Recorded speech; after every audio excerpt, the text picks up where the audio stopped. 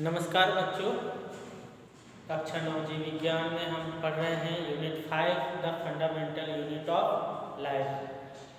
तो कोशिकीय संगठन के बारे में हमने कुछ चर्चाएं पिछले वीडियो में हमने किया। आज हम पढ़ेंगे कोशिका झिल्ली। कोशिका झिल्ली के बारे में जो कोशिकाएं होती हैं, हमने जाना कि कोशिकाओं से मिलकर हमारे संपूर्ण शरीर का निर्माण होता है। तो कोशिका के अंदर और क्या क्या है, तो ये सब जानकारी हम स्टेप बाय स्टेप हम सीखेंगे और जानकारी प्राप्त करेंगे। तो सबसे पहले हम देखेंगे कि कोशिका जो है सबसे ऊपरी परत, कोशिका की जो सबसे ऊपरी परत होती है उसको हम बोलते हैं कोशिका झिल्ली या प्लाज्मा झिल्ली या सेल मेम्ब्रेन।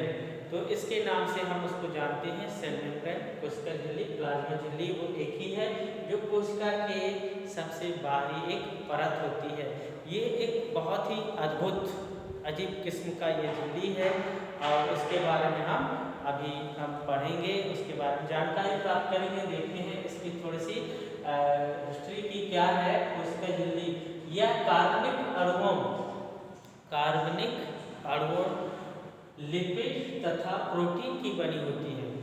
कार्बनिक अणुओं, लिपिड और प्रोटीन से बना हुआ यह झिल्ली, दो अणुओं से माने लिपिड और प्रोटीन से ही ये बना होता है, कार्बनिक अणुओं से बना होता है। तो कोशिका झिल्ली का जो शब्द है इसको सर्वप्रथम सी नागेली एंड सी क्रेमर ने 1855 में कोशिका झिल्ली नामक शब्द का उपयोग किया था। इससे पहले कोशिका की खोज की गई, उसको एक छोटा कमरा के रूप में उसको सेल कहा गया, लेकिन उसके जो ऊपरी परत है उसको कोशिका झिल्ली बोलने वाले सर्वप्रथम दो वैज्ञानिक थे, सी नागेली एंड सी क्रेमर। 1855 में इसका उपयोग किया।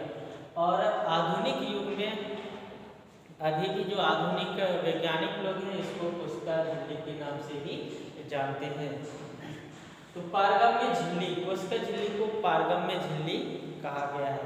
तो पारगम्य झिल्ली क्योंकि यह एक ऐसा आवरण है जो कोशिका को या कोशिका के अंदर जो भी मटेरियल है, जो भी पदार्थ है, उन सबको बाहरी कोशिका के बाहरी पर्यावरण से इन सबको सुरक्षित रखता है, इनको बचा के रखता है। कुछ पदार्थ ऐसे हैं जिनको यह अपने अंदर आने देता है और अपने अंदर से इनको बाहर जाने देता है। कुछ पदार्थों को, जैसे हमारे कमरा है, कमरा में जो हम दीवार बनाते हैं, दीवार बनाने का मतलब क्या है कि जो आवश्यक चीज़ें हैं वही अंदर लाया जा सके या फिर अंदर आ सके। और ये दीवार जो है काफ़ी जैसे हवा, पशु पक्षी सबको रोकने का काम करती है। उसी तरह से कोशिका झिल्ली जो है, जो आवश्यक चीज़ें हैं जो कोशिका के लिए आवश्यक है उनको अंदर आने देती है, और जो कोशिका के अंदर अनावश्यक है चीज़ें हैं उन्हें कोशिका से बाहर जाने देती है। तो यह क्रिया उसमें चलती रहती है, इसीलिए इसको पारगम्य झिल्ली कहा जाता है। तो पारगम्य झिल्ली, इसमें जो भी मटेरियल है उनको अंदर बाहर आने जाने देने जो है यह क्रिया इसमें चलती रहती है। तो विसरण की क्रिया हम केमिस्ट्री में पढ़ेंगे, विसरण और परासरण, और क्लास 6 में या 6 में भी हम पढ़ चुके हैं। विसरण क्या है? उच्च सांद्रता से निम्न सांद्रता की ओर पदार्थों में गति होती है। तो आपने एक प्रैक्टिकल जैसे आप क्लास 6 में साइंस में किए होंगे कि एक प्याली पे, एक प्लेट पे स्याही डाल देंगे, उस स्याही में थोड़ा सा पानी मिला के और उसमें चौक खड़ा कर देंगे। तो इस तरह से जब चौक खड़ा कर देंगे, ये वाइट है एकदम सफ़ेद है, जब चौक खड़ा कर देंगे तो क्या होगा, धीरे धीरे धीरे धीरे उसका जो नीला रंग है ऊपर तक पहुंच जाएगा। तो यह प्रैक्टिकल के द्वारा जो समझाया गया है, उसी तरह से विसरण जो है उच्च सांद्रता से निम्न सांद्रता की ओर गति करने की प्रक्रिया को विसरण कहते हैं।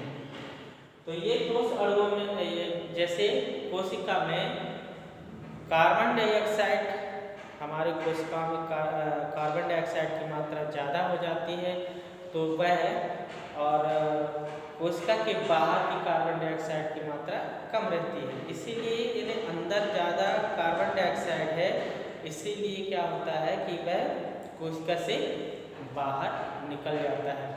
अब जब कोशिका से बाहर कार्बन डाइऑक्साइड निकल जाता है, अब वहाँ पे ऑक्सीजन की कमी हो जाती है और कोशिका के बाहर जो ऑक्सीजन की मात्रा है वह अधिक रहता है। इसलिए ऑक्सीजन जो है वह कोशिका के अंदर विसरण विधि के द्वारा उसमें प्रवेश कर जाता है। अब देखते हैं परासरण। तो विसरण को हम डिफ्यूजन कहते हैं इंग्लिश में और परासरण को ऑस्मोसिस। तो परासरण जल में होता है। जल जो है अपने में ठोस पदार्थों को या कुछ अणुओं को अपने में घोल लेता है। तो ये जो परासरण की क्रिया है, जब हम पोषक तत्व ग्रहण करते हैं, भोजन खाते हैं, उसमें जो भी पोषक तत्व है यह हमारे कोशिकाओं तक पहुंचता है। तो वह जल में जो पोषक तत्व है ये घुल जाते हैं और इस परासरण की क्रिया द्वारा इसमें भी उच्च सांद्रता से निम्न सांद्रता की ओर गति करने की प्रक्रिया को हम परासरण कहते हैं। परासरण की क्रिया द्वारा जो भी पोषक तत्व है जल में घुल करके और हमारे कोशिकाओं में प्रवेश करते हैं, तो इस प्रक्रिया को हम परासरण कहते हैं। जैसे पेड़ पौधे जल का उपयोग करते हैं। पेड़ पौधे जो है जड़ों के माध्यम से जल को ग्रहण करते हैं। तो इसमें तो मुंह नहीं है या कोई अंग नहीं है जिससे कि उसको पी सके जो भी है। तो जब ये जड़ों के संपर्क में आता है जल, उसको ये अवशोषित करते हैं और संपूर्ण पौधे में इस परासरण की क्रिया के द्वारा जल को ये उपयोग करते हैं।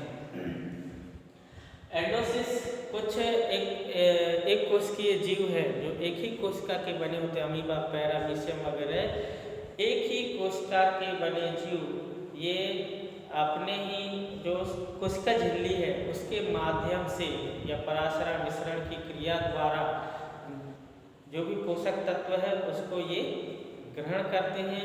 जो भी अंदर जो वेस्ट मटेरियल है, जो अनावश्यक पदार्थ है, उसको ये बाहर करते हैं। इस प्रक्रिया को एंडोसिस कहते हैं।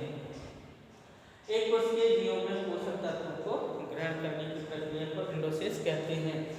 तो इस तरह से देखेंगे बच्चों की ये जो है कोशिका झिल्ली ये सबसे ऊपरी परत है। जंतु कोशिका का चित्र है इस तरह से जंतु कोशिका का, और पादप कोशिका की सबसे ऊपरी परत जो पाई जाती है उसको कोशिका भित्ति कहते हैं। उसके बारे में हम आगे हम समझाएंगे।